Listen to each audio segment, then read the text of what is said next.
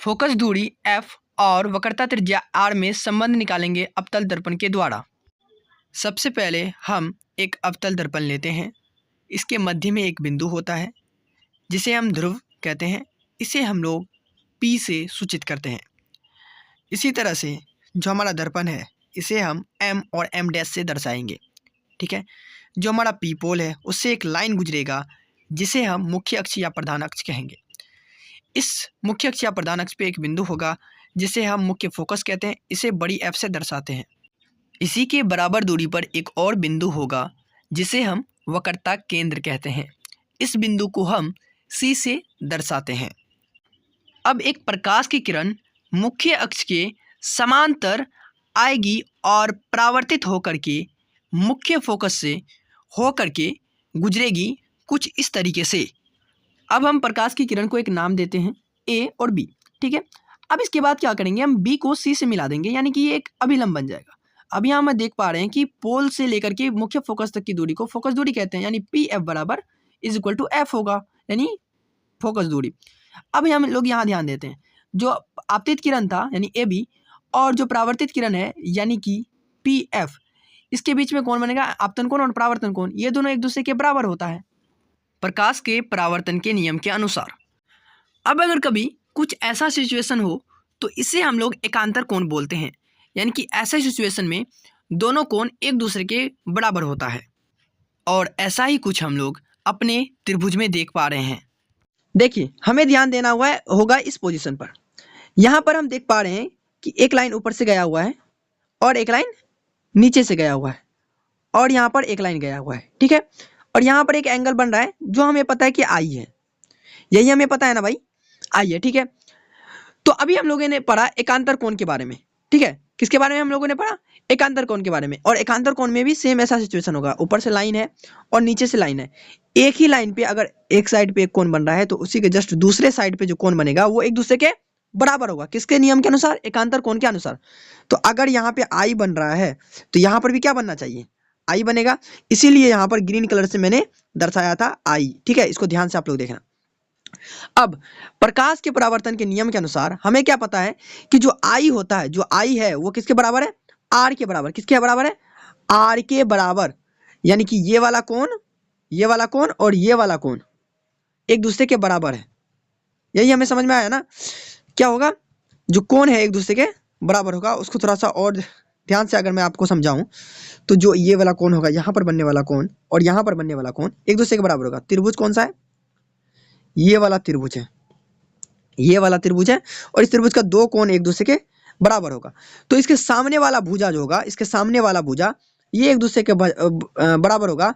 क्योंकि अगर दो कोण बराबर है तो इसको ऐसे त्रिभुज को हम लोग समद्विबाहु त्रिभुज कहेंगे। यदि किसी त्रिभुज के दो कोण बराबर हो तो उन कोणों के सामने की भुजाएं एक दूसरे के बराबर होती है, यानी कि जो CF है वो इक्वल हो जाएगा BF की। ठीक है। तो हम इसे इक्वेशन के टाइप से लिखते हैं, BF is equal to CF।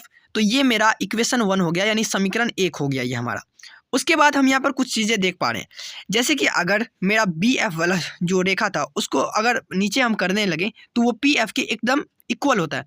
यानी कि हम यहाँ रीज़न ये देंगे कि माना कि जो किरण था, यानी कि जो मुख्य अक्ष के समांतर आने वाला किरण था वो मुख्य अक्ष के बहुत ही ज़्यादा निकट है, तभी ऐसा परफॉर्मेंस होगा। ठीक है। लेकिन अगर हमारा किरण ऊपर होता तो ऐसा नहीं होता।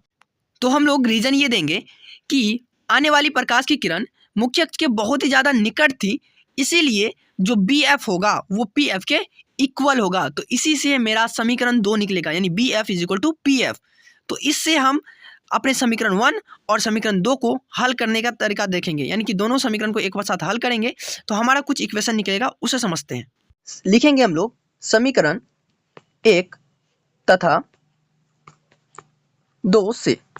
तो हमारा समीकरण 1 था BF is equal to CF और दूसरा समीकरण था BF is equal to PF। ये था ना भाई। तो अब हम लोग यहाँ क्या करेंगे, विलोपन विधि। अगर आप लोग मैथ बनाए होंगे तो उसमें आप लोगों ने क्या होगा, कुछ इस तरह से। अब इसमें माइनस माइनस लग जाएगा। ठीक है। तो इससे क्या होगा, BF कट जाएगा। उसके बाद ये CF BF इक्वल में आ जाएगा और CF is equal to PF होगा। अगर आपको अभी समझ में नहीं आया कि ये कैसे हुआ तो चलिए मैं आपको और इजी कर देता हूँ।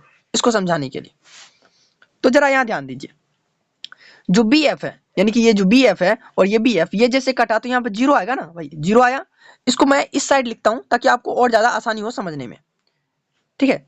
इस साइड लिख देता हूँ ताकि और ज्यादा आसानी हो। तो जीरो आया, उसके बाद बीच में बराबर है ना, तो बीच में बराबर है, ठीक है।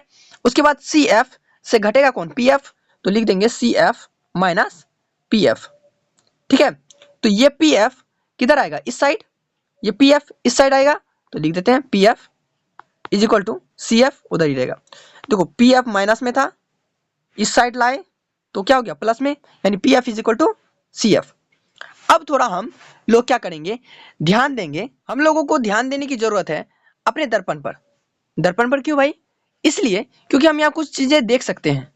क्या देखना होगा हमें, देखना ये है कि जो हमारा पी एफ है, यानी कि ये जो पी एफ का दूरी है, मैं आपको ध्यान से दिखाऊं, ये जो पी है और इससे जो एफ है, यानी कि ये है मुख्य फोकस। ये क्या है, ये है आपका मुख्य फोकस, ठीक है। जो हमारा मुख्य फोकस है, मुख्य फोकस और जो हमारा ध्रुव है, इसके बीच की दूरी को हम लोग फोकस दूरी कहते हैं, यानी एफ से दर्शाते हैं। तो हम लोगों ने माना था कि जो पी एफ होगा वो क्या होगा, एफ होगा। पी एफ क्या है भाई, एफ है। इसको ध्यान में रखो, पी एफ क्या है, एफ है।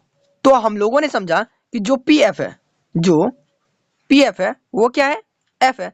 अगर पी एफ एफ है और पी एफ इक्वल है सी एफ के, अगर पी एफ एफ है तो सी एफ भी एफ होगा। अब हमें पता चल गया कि पी एफ क्या है, एफ है, और सी एफ भी एफ है, यानी कि पी एफ बराबर हम एफ लिख सकते हैं और सी एफ बराबर भी एफ लिख सकते हैं, छोटी एफ। अब इससे हमारा क्या फायदा होगा, चलिए हम इसको समझते हैं। देखिए हमें संबंध निकालना था वक्रता त्रिज्या। वक्रता त्रिज्या कहते हैं ध्रुव से लेकर के केंद्र तक के बीच की दूरी को, यानी कि यहां से लेकर के यहां तक की दूरी को वक्रता त्रिज्या कहेंगे, यानी बड़ी आर से दर्शाते हैं।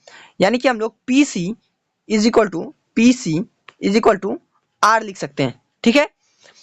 उसके बाद अभी हम लोगों ने पढ़ा कि पी एफ जो है, पी एफ वो क्या है, छोटी एफ है, इतना मैंने पढ़ा।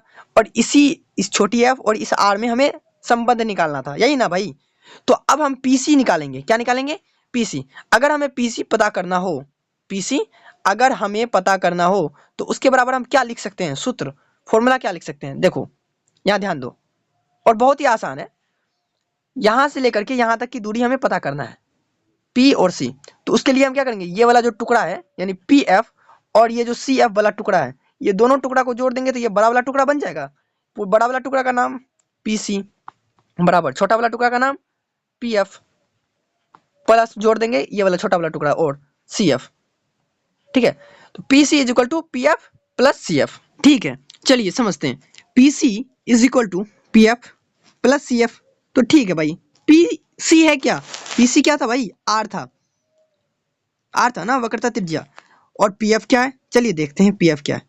तो अभी हम लोगों ने पढ़ा था कि जो पी एफ है वो क्या है, आर एफ है, छोटी एफ है, और सी एफ भी क्या है, एफ है। चलिए इनका वैल्यू हम लोग यहाँ पर डालते हैं। जो पी एफ है वो भी छोटी एफ है और सी एफ जो है वो भी छोटी एफ है। तो आर इज इक्वल टू क्या हो जाएगा भाई, टू एफ हो जाएगा, टू एफ हो जाएगा। अगर इसी को मैं साइड चेंज कर दूं तो two F is equal to R हो जाएगा, इसलिए F is equal to R हो जाएगा, आर बाय टू। ये दो जो होगा इसके नीचे आ जाएगा। तो क्या मेरा ये फॉर्मूला सिद्ध हो गया, हाँ भाई सिद्ध हो गया, फॉर्मूला सिद्ध हो गया। आप जाओ खुशी मनाओ, बहुत ही इजी है। आप लोग अगर थोड़ा ध्यान से करोगे तो तुरंत हो जाएगा। इसका डिटेल्स नोट्स आपको डिस्क्रिप्शन में मिल जाएगा, यानी कि उसका पीडीएफ मिल जाएगा, ताकि आप अपने टीचर को दिखा पाओ, आप एग्ज़ाम के लिए प्रिपरेशन कर पाओ। एग्ज़ाम में किस तरह से फॉर्मेट में लिखना है पूरा लिखा हुआ स्टेप बाय स्टेप आपको इसका नोट्स मिल जाएगा। उससे आप लोग ईजिली अंडरस्टैंड कर सकते हो कि आपको किस स्टेप में लिखना है।